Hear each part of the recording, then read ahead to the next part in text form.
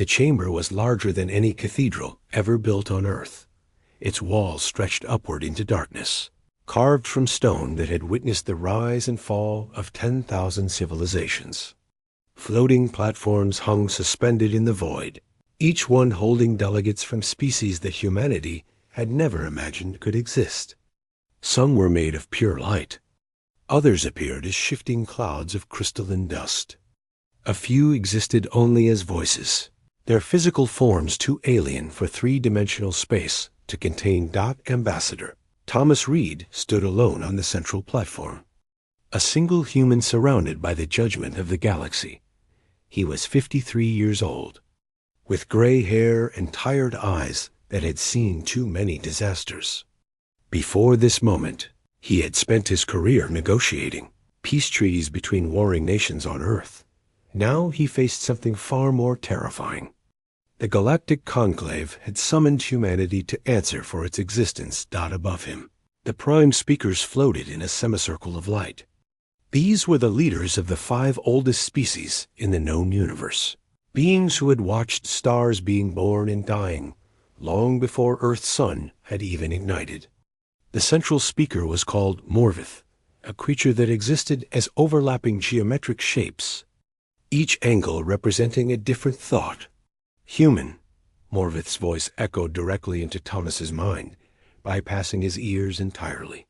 You stand before the conclave of sentient worlds. Your species has been observed for 300 of your years. We have watched you develop faster than light travel. We have seen you reach beyond your dying star, and we have decided that your presence in our galaxy can no longer be ignored. Thomas kept his hands steady at his sides. Behind him, through a window that showed the vastness of space, he could see Earth.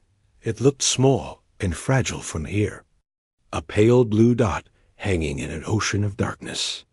The Conclave has classified your homeworld as a Category 7 environment, Morvith continued. This means it is considered hostile to 97% of known life forms. Your gravity would crush most species. Your atmosphere would poison them. Your water would dissolve their cellular structures. You evolved on what we call a death world. Murmurs rippled through the chamber. Thousands of alien delegates whispered to each other in languages that had no human equivalent. Thomas felt their eyes on him, their judgment pressing down like a physical weight. Death world species are rare, Morvith said. They are also dangerous. Your kind has demonstrated an unusual capacity for violence, for aggression, for destruction. You have fought wars against yourselves that killed millions. You have developed weapons capable of ending all life on your planet. You have done things that peaceful species cannot comprehend. Thomas waited. He knew there was more coming. The question before this conclave is simple, Morvith announced. Should humanity be contained within its solar system permanently? Should you be prevented from spreading your violence to the stars? Or should we show mercy and allow your species to fade naturally when your sun eventually dies? The chamber fell silent. Every eye, every sensor, every form of perception turned toward the lone human standing on his platform. Thomas Reid took a deep breath. He had prepared for this moment for years, but nothing could truly prepare someone for facing the judgment of an entire galaxy. His heart pounded in his chest. His palms were sweating, but his voice was steady when he spoke. May I respond? Morvith's shapes shifted in what might have been surprise. You may. Thomas looked up at the assembled delegates.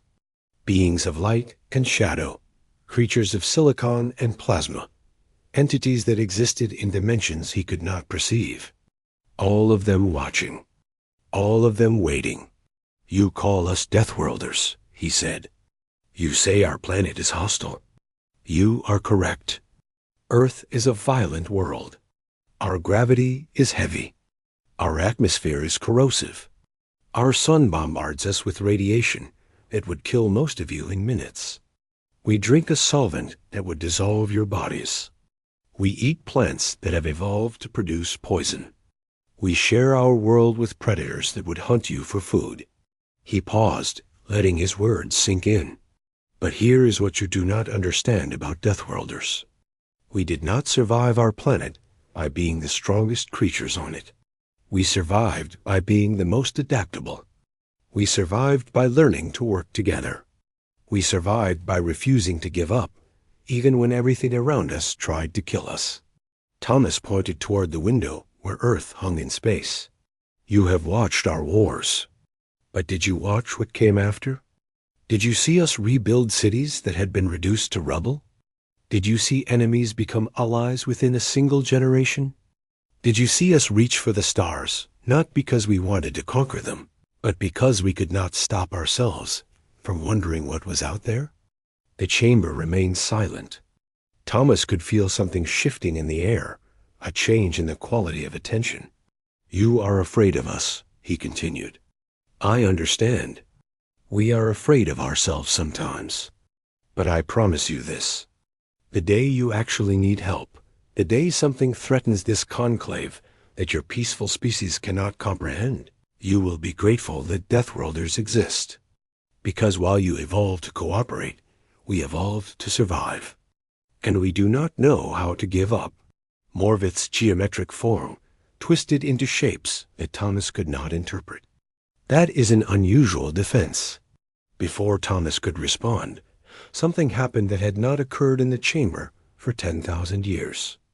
The walls began to flicker. Warning symbols, ancient and universal, pulsed across every surface. A sound like screaming static filled the air. A new voice cut through the chaos, mechanical and cold. Alert! The void consumption has breached the outer boundary. Contact lost with 14 core worlds. The conclave is under attack. Panic erupted. Species that had never known fear began to understand it for the first time. Delegates fled their platforms, scrambling for exits that might not lead to safety. The prime speakers exchanged rapid communications in languages older than most stars. But Thomas Reed stood perfectly still on his platform, watching the chaos unfold around him. He did not know what the void consumption was. He did not know what had happened to those 14 worlds. But he knew one thing with absolute certainty. His first instinct, despite everything, despite the judgment he had just faced, was not to run. It was not to hide. It was not to save himself.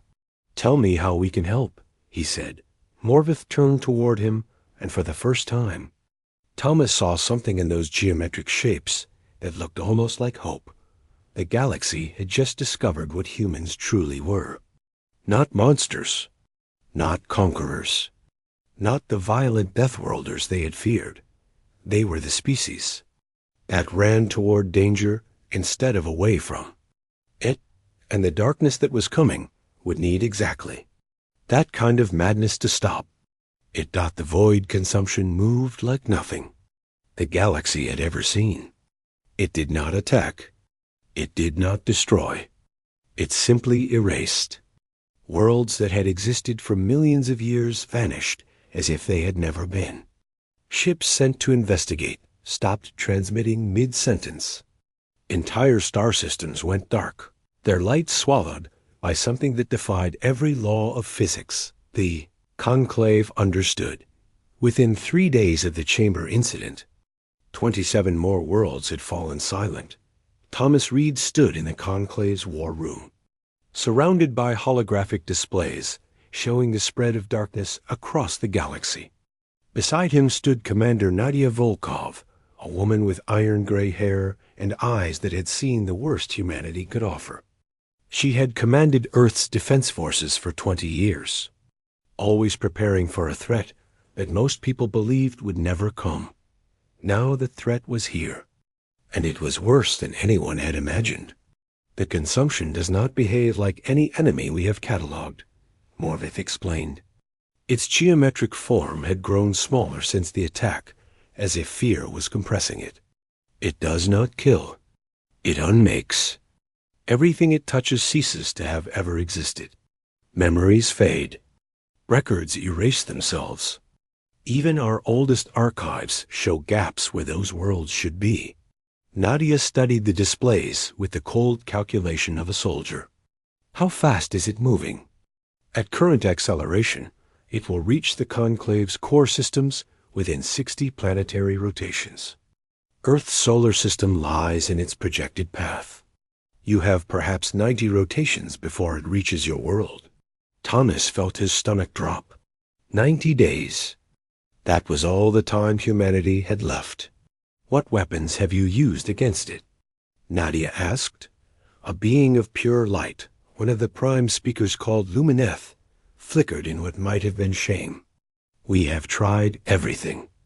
Energy weapons pass through it without effect. Physical projectiles are absorbed. Nuclear detonations do nothing. We even attempted to create a singularity in its path, hoping to trap it in a black hole. The consumption simply consumed the black hole itself. Nadia's expression did not change, but Thomas saw her hands tighten into fists. You said it consumes information as well as matter? Correct. Any system connected to our networks becomes vulnerable. When it touches one ship in a fleet, the corruption spreads through communication channels to every linked vessel. This is why we cannot coordinate effectively against it. Every attempt at unified command has resulted in mass erasure. Thomas watched Nadia's face as understanding dawned. He had known her for 20 years, and he recognized that look.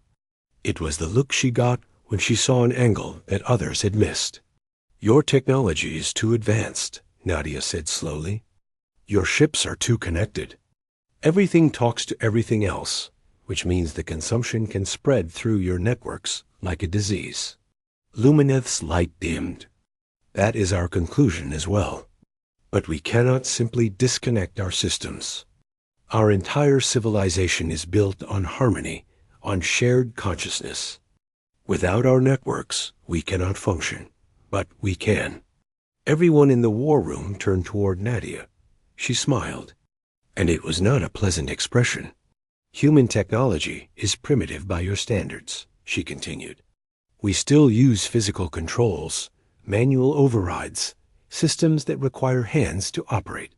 We never achieved your level of integration because we never stopped fighting each other long enough to build it. Our ships can fly completely disconnected from any network. Our soldiers can operate with no communication at all, using only hand signals and instinct. Morvith's geometry shifted rapidly. You are suggesting that human forces could engage the consumption without risk of informational contamination? I am suggesting more than that. Nadia pulled up a display showing Earth's solar system. For 300 years, you kept us quarantined. You thought you were containing a threat, but what you were really doing was forcing us to prepare. We knew you were out there. We knew we might have to fight you someday. We have been building weapons that your peaceful species cannot imagine. The display changed, showing schematics of ships and weapon systems that made several delegates physically recoil.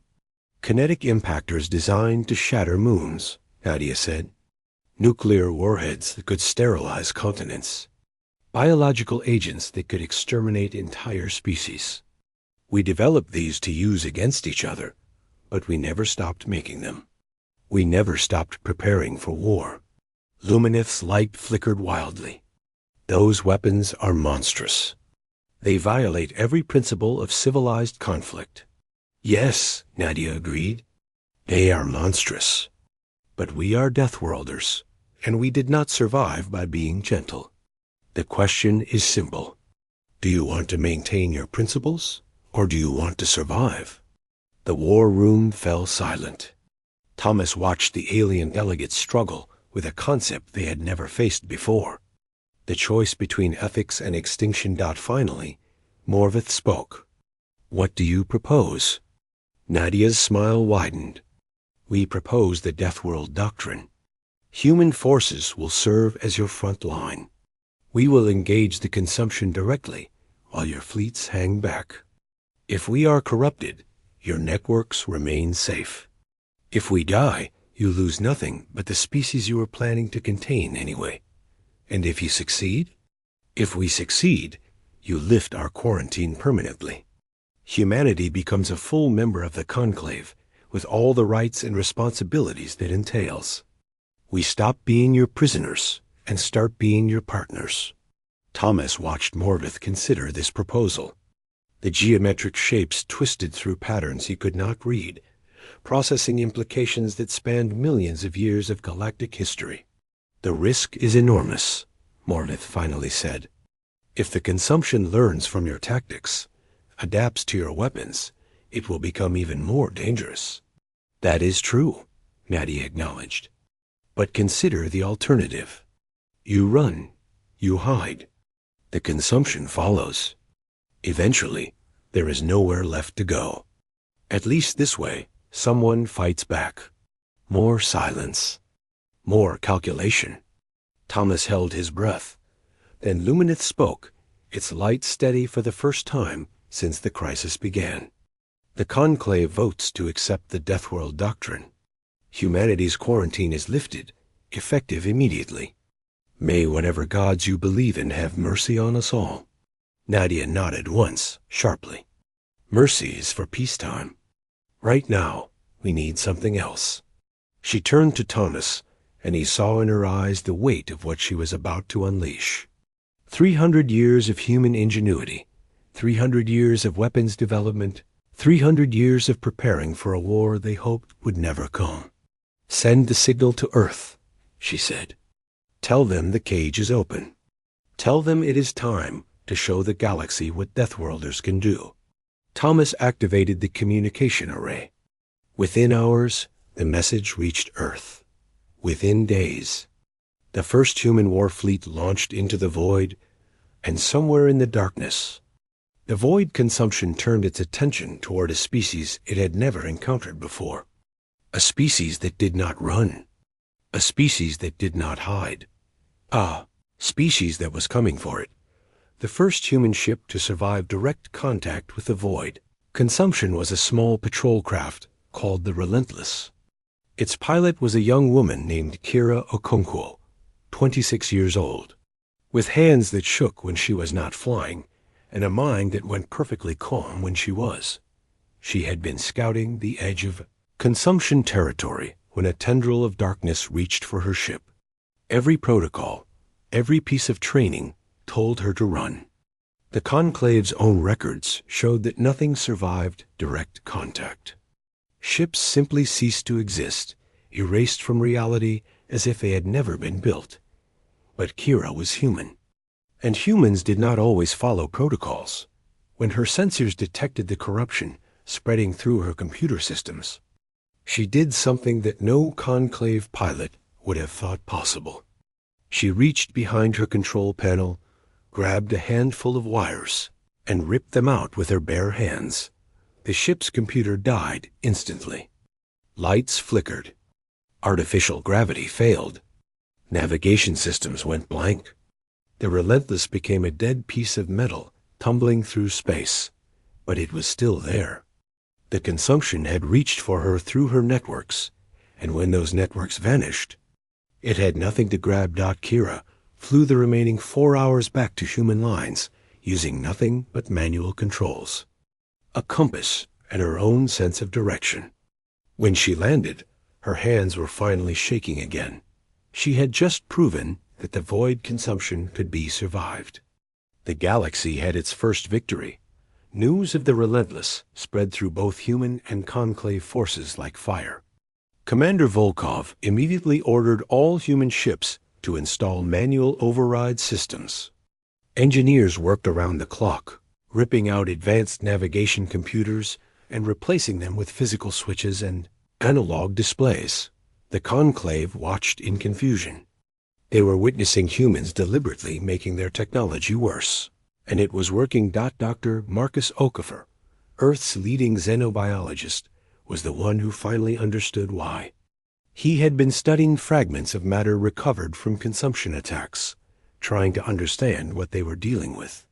His laboratory on the human flagship Genesis was filled with samples that seemed to exist only partially, flickering between reality and something else.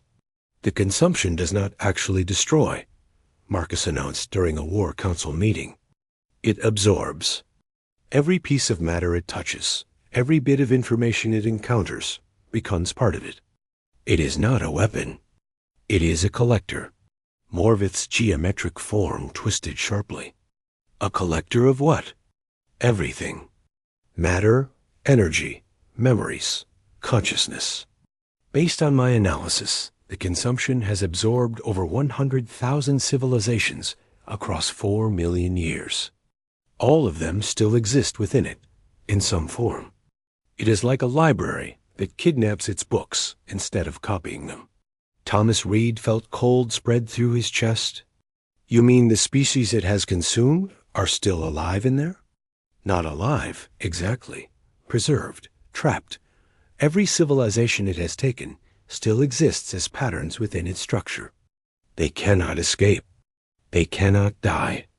They simply are, forever, part of something they never chose to join. Silence fell over the War Council. The horror of the consumption had just grown infinitely worse. It was not destroying civilizations. It was collecting them, holding them prisoner for eternity. Commander Volkov broke the silence. Does this knowledge give us any tactical advantage? Marcus hesitated. Possibly.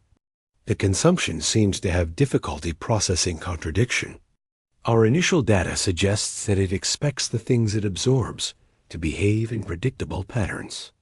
When they do not, when they resist in ways it cannot anticipate, the absorption process slows significantly. Human minds are full of contradictions, Volkov said slowly.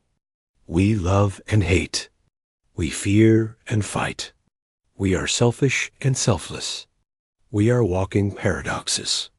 Exactly. This may be why it has never successfully absorbed a Deathworld species. Our minds are too chaotic. We do not fit its patterns. The implications hung in the air. Humanity might be naturally resistant to the consumption's primary weapon. Not immune, but resistant. Enough to matter. Thomas stood up. How do we use this? Marcus pulled up a holographic display showing the consumption's advance. It had slowed since human forces entered the battlefield, but it was still moving steadily toward the Conclave's core systems. Toward Earth. We need to test it, Marcus said. We need to find out exactly how resistant we are, and whether we can exploit our resistance to hurt it. Volkov nodded. I will call for volunteers. We need pilots willing to engage the consumption directly, to push into its space and see what happens. Willing to possibly be absorbed, Thomas added quietly. Yes, willing to risk becoming part of that library forever. Volkov's voice was steady, but her eyes showed the weight of what she was asking. I will not order anyone to do this. It must be voluntary. Within hours, 3,000 humans had volunteered. Not soldiers following orders. Not conscripts fighting because they had no choice. 3,000 individuals who heard what the consumption was and decided to fight it anyway. This was what the Conclave could not understand. They saw humans as violent, dangerous, unpredictable. They did not see the other side of that coin. The same species that could wage terrible wars could also produce people willing to sacrifice everything for others they had never met. The first volunteer squadron launched the next morning. Kira Okonkwo was leading them, her hands steady on the controls as she guided 12 ships toward the darkness. Remember your training, she said over the radio. Manual controls only. No network systems. If you feel the consumption reaching for you, cut everything. Fly dead. We survive by being primitive. They flew into the void together. 12 tiny sparks of defiance against an entity that had consumed 100,000 civilizations. And somewhere in the darkness, the void consumption turned its attention toward these strange new beings who did not run, did not hide, and did not seem to understand that they were supposed to be afraid. For the first time in 4 million years, it encountered something it could not predict. It encountered hope that the volunteer squadron returned with only 8 ships. 4 pilots had been lost to the consumption, their vessels flickering and vanishing in the darkness, despite every precaution. But the 8 who survived brought back something unprecedented. They brought back data. Hira Okonkwo's hands were steady as she presented her findings to the War Council. Behind her, holographic displays showed sensor readings that should have been impossible. "The consumption has a center," she said. "A core. We detected it approximately 3 light years beyond the current front lines. It pulses in a rhythm that seems to coordinate the movements of the entire entity. If that rhythm is disrupted, the consumption might lose cohesion." Commander Volkov leaned forward. "Can we reach it?" "Possibly. But reaching it is not the problem. The problem is what we found when we got close." Kira paused, her jaw tightening. "The consumption is not just an entity. It is a question." Morvith's geometric form shifted rapidly. "Explain." "When we approached the core, we began receiving transmissions. Not attacks, not corruption attempts. Communications? The consumption was trying to talk to us." Kira pulled up an audio file. The sound that filled the chamber was unlike anything Thomas Reed had ever heard. It was grief. Pure, overwhelming, ancient grief, compressed into frequencies that human ears could barely process. "Our translators needed 3 hours to decode it," Kira continued. "The message was simple. The consumption has been asking the same question for 4 million years. Why do things end?" The chamber fell silent. Thomas felt something cold settle into his bones. The void consumption was not a weapon. It was not an invasion. It was grief made manifest, grief so enormous that it had become its own entity. "It consumes because it is trying to preserve," Dr. Marcus Okafor said slowly, understanding dawning on his face. "It cannot accept that things die, that civilizations fall, that memories fade. So it collects everything, keeps everything, holds everything forever. It thinks it is saving the galaxy. But in saving it, it destroys it," Volkov finished. "The civilizations it preserves cannot grow, cannot change, cannot live. They are frozen, trapped, dead in every way that matters."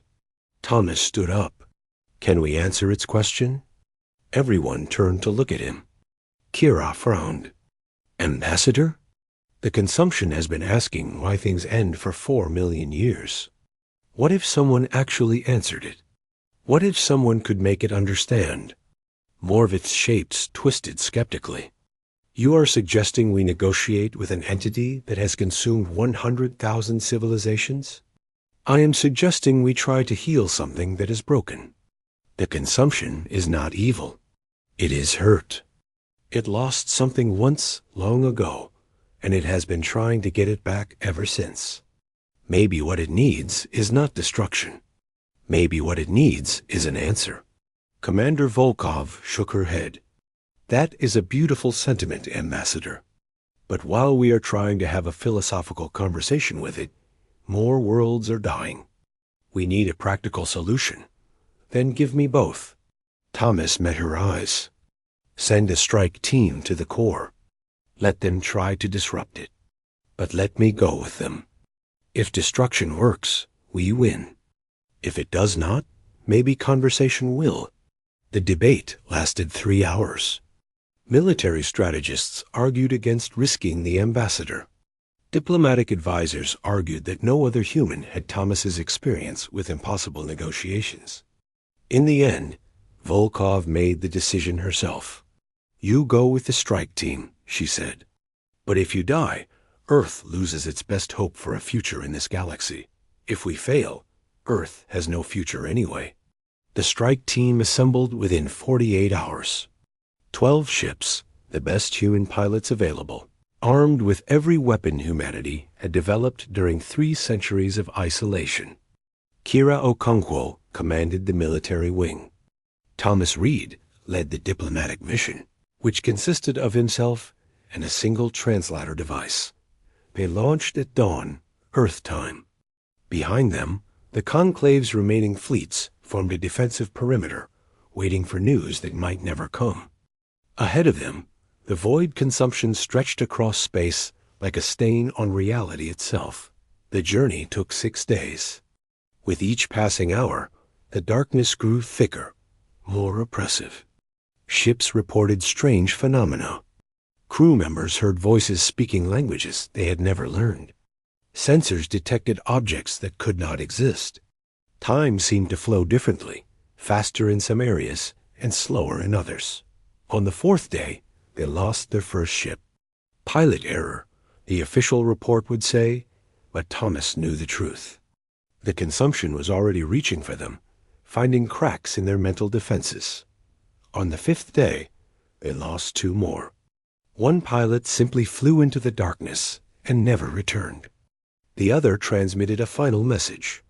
I understand now. I see what it wants. I am going to help it. Her ship vanished seconds later. On the 6th day, they reached the core dot. It was beautiful. Thomas had not expected that. The center of the void consumption was a sphere of light, pulsing with colors that human eyes were not designed to see. Within that light, he could glimpse fragments of everything it had consumed. Cities and forests and oceans and skies. Creatures of every shape and size, frozen in moments of joy and sorrow and fear and love. 100,000 civilizations, preserved forever, unable to live and unable to die. The question echoed again, stronger now, resonating in Thomas's bones. Why do things end? Ambassador, Kira's voice crackled over the radio. We are in position. On your order, we launch everything we have.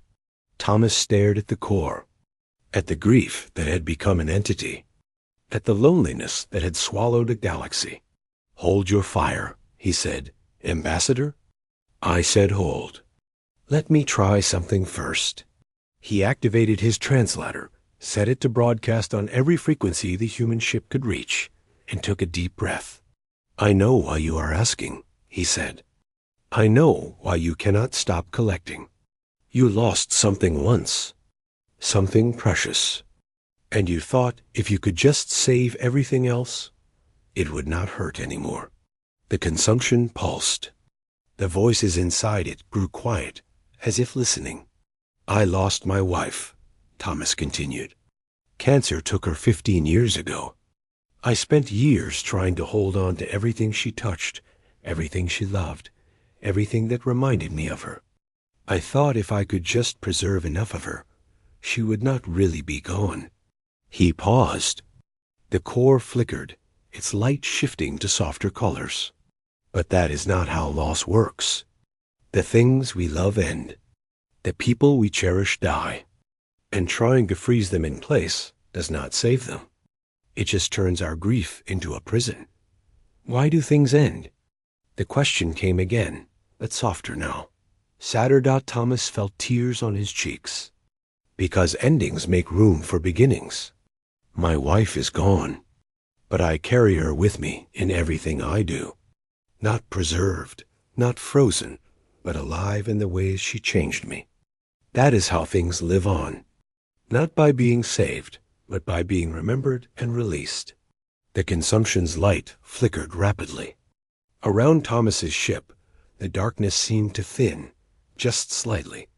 And then from within the core, a different voice emerged. A voice that was ancient and tired and infinitely sad. I do not know how to let go. Thomas leaned forward.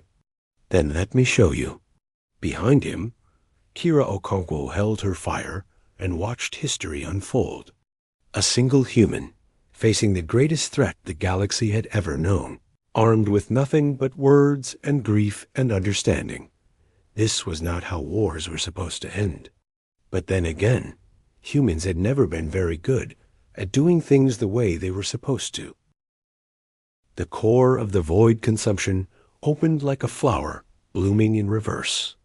Light spilled outward, carrying with it whispers of 100,000 civilizations that had been trapped for millions of years. Thomas Reed stood at the center of it all, his small human ship suspended in a sea of memories that did not belong to him. "Show me," the consumption said. Its voice was no longer the overwhelming grief he had heard before. Now it sounded almost like a child, lost and frightened and desperate to understand. "Show me how to let go." Thomas closed his eyes. He thought about his wife, her laughter, which had sounded like wind chimes, her hands, always warm, always reaching for his, the way she had looked at him on their wedding day, as if he were the only thing in the universe that mattered. He let those memories flow through the translator, broadcasting them into the heart of the consumption. Not just the happy moments, the hard ones too, the arguments that had lasted all night, the times they had hurt each other without meaning to, the hospital bed where she had taken her last breath while holding his hand. And then he showed it what came after, the grief that had nearly broken him, the years of emptiness that followed, and then, slowly, painfully, the rebuilding, the way her memory had become part of him, not as a weight, but as a foundation, the person he had become because she had loved him. "She is gone," Thomas said. "I cannot bring her back. I cannot preserve her. But she changed me, and through me, she changed everyone I have ever touched. That is how she lives on, not by being saved, but by being released." The consumption trembled. Around Thomas's ship, the darkness began to thin. The trapped civilizations within its core stirred as if waking from a long sleep. "If I let go," the consumption whispered, "they will be truly gone. 100,000 worlds. Everything they were, everything they could have been. They are already gone," Thomas said gently. "You have been keeping corpses, not people. Let them rest. Let them become memories instead of prisoners." For a long moment, nothing happened. Thomas held his breath. Behind him, Kira Okonkwo's fleet waited with weapons ready, unsure whether they were witnessing salvation or destruction. Then the consumption began to cry. It was not a sound that could be heard with ears. It was a feeling, a wave of sorrow that washed over every being in 1,000 light years. The grief of an entity that had finally understood what it had done, what it had become, and what it had to sacrifice to make things right. The trapped civilizations began to dissolve, not into nothing, but into something else. Their patterns scattered, spreading outward across the galaxy like seeds carried by wind. They would not live again, not as they had been, but they would become part of everything they touched, influencing evolution and culture and thought in ways that would never be fully understood. They were finally free. The void consumption shrank. Its darkness receded like tide water pulling back from a shore. The entity that had threatened to consume the entire galaxy was dying, but it was not afraid. For the first time in 4 million years, it felt something other than hunger and grief. It felt peace. "Thank you," it said, its voice barely a whisper now. "Thank you for showing me the answer." Thomas watched as the last of the darkness faded away. Where the consumption had been, there was now only starlight and empty space and the distant glow of worlds that had been saved without ever knowing the danger they had faced. The war was over. Not with weapons or violence or destruction.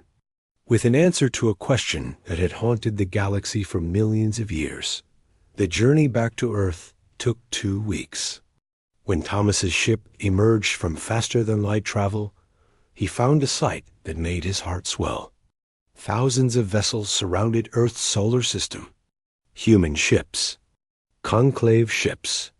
Species that had been prepared to contain humanity forever, now waiting to welcome them as heroes. Ambassador Reed returned to the Galactic Conclave's chamber 1 month after his departure. This time, he did not stand alone on the central platform. Beside him stood Commander Volkov, Dr. Okafor, Pilot Okongoo, and representatives from every nation on Earth.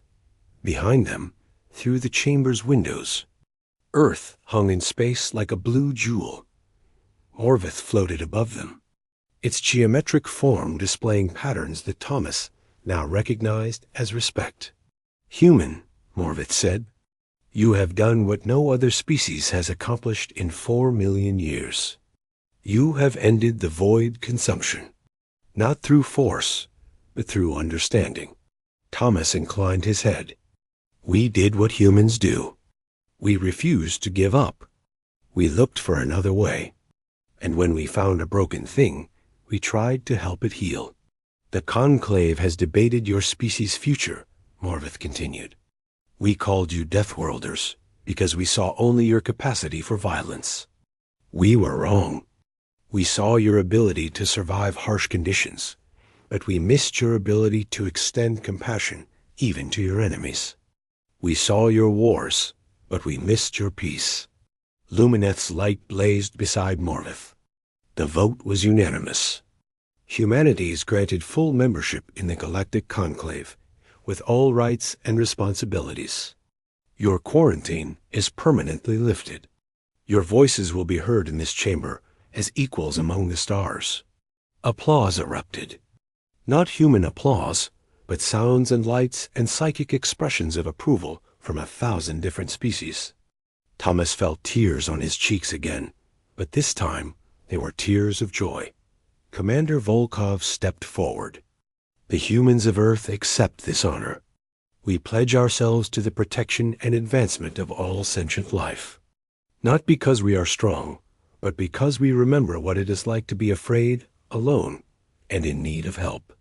The ceremony continued for hours. Treaties were signed.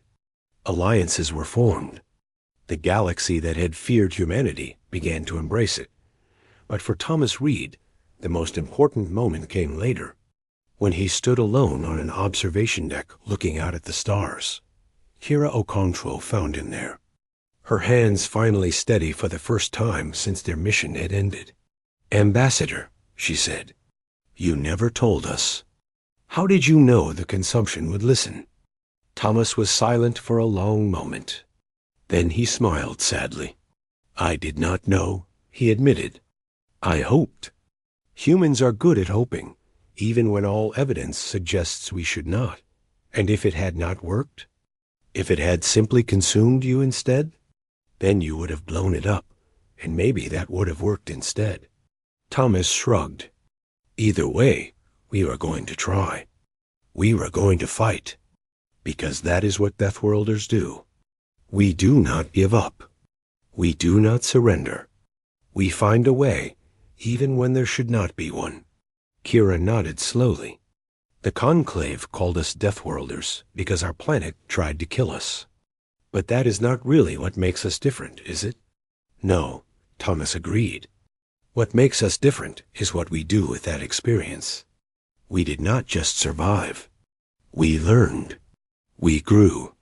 We became the species that runs toward trouble instead of away from it. Not because we are brave, but because we know what it is like to need help and have no one come." He looked out at the stars, at the galaxy that was now open to humanity for the first time. "They called us Deathworlders," he said softly. "But I think we have earned a new name." "And what would that be?" Thomas smiled. "Life-bringers. Because that is what we do. We do not just survive our darkness. We carry light into it."